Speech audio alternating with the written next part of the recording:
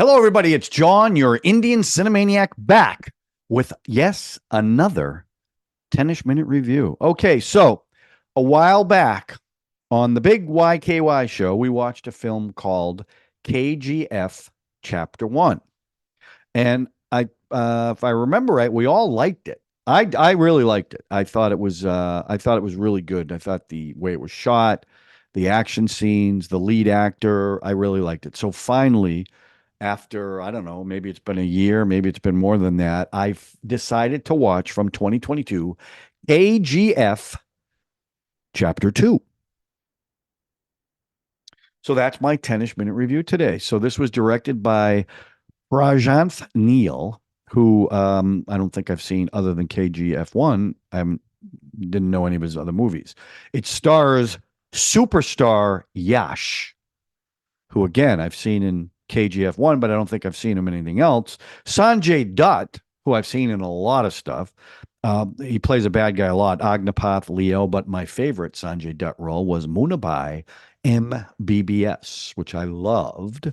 The ladies in it were Raveena Tandon and Srinidhi Shetty. Okay, so the story. The story is the continuation of the ascension as a crime lord of Rocky.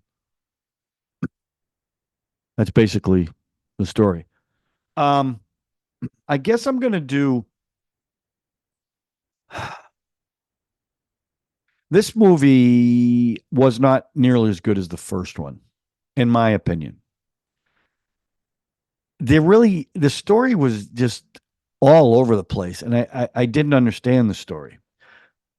Other than he's trying to keep the crime empire alive, and everyone else is trying to stop him, including the Indian government. Um, so they starts off with a flashback to when he was a kid at 1995. It's a story of Rocky. And they do this one, and again, I know I repeat myself a lot, but the entrances of these actors are phenomenal. And there's an entrance where the helicopter comes in, and you see the foot first, and then you see him walking, and the credit says "Rocking Star Yash." I thought it was Superstar, but Rocking Star. And then Sanjay Dutt has a great entrance where there's a burning bridge, and he walks through the flames, which was cool. Um, and all the premise of the film is done as a story being told to a writer of a book about Rocky that hasn't been completed because in the present Rocky's no longer around, I guess. I mean, no, I don't guess because, well, you never know in these films because they hint to a KGF 3, so you never know. But the story, I loved the first one. I wasn't crazy about the story in this one because I didn't find much of a story. It seemed like a very stylistic film where it was about composing shots and action scenes and a lot of posing. Superstar Yash does a lot of posing in this film. A lot of slow motion, which is typical. Um, so I'm going to give the story a 2. I just didn't think it was as good as the first one. There's a couple of great shots in this. Like there's a scene where he's going to meet some people on a beach, and all of a sudden it's from up above. These SUVs come streaming in, and they just surround him. And the way it's shot is really really cool. And then they do like a scene from The Godfather. If you're familiar with The Godfather, where Michael Corleone kills all the 5 heads of the other gangs. That happens in this movie, back and forth with real driving music. Um, and then there's a great action scene where Sanjay Dutt's done some real damage, right? Well, now Rocky's going to pay him back, and they ambush those guys, and he's got this a line of trucks, and all of Sanjay's guys are down in like this valley, and Yash starts pantomiming, shooting them. It's really cool the way they do it. All of a sudden, the tarp comes up on the trucks, and they've all got these, 50 caliber guns, and they just blow them away. I thought it was one of the best scenes in the movie. Um, let's see what else he brings back. A mother, one of the guys watching the gate that Sanjay Dutt destroyed, says, "You got to bring my son back." And after that ambush, he brings him, carrying him back. Um, I found the cinematography very stylish. I found the pace a little frenetic, like too much. I mean, the cuts were so quick. They didn't stay on anything for too long. And the PM, it was a woman, I'm not sure if she's the villain of the piece or not, but she wants Rocky dead. Um, and then there's another scene where everyone's looking for Rocky. No one knows what he looks like. So he just walks into the police station and introduces himself and throws a biscuit. That's what he calls it, a gold biscuit, which I thought was a really cool scene.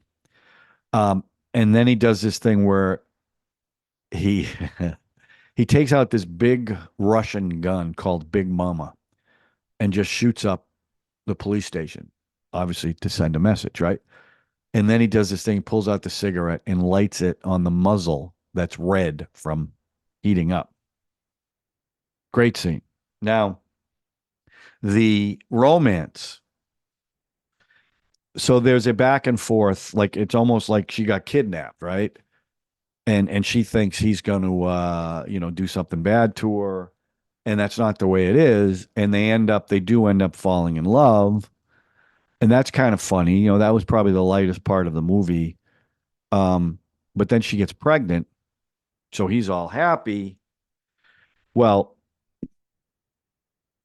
then there's a scene where she gets shot, and they did something interesting because I think there was a concussion grenade or something that went off, and it's all muffled.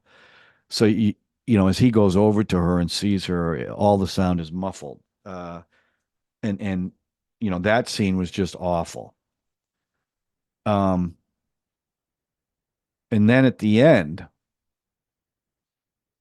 he's on a ship by himself, and the government shoots all these missiles at him. And as this happens, they flash back to his mother in 1951, who tells, who's giving him a message of what he can be, because she was a single parent.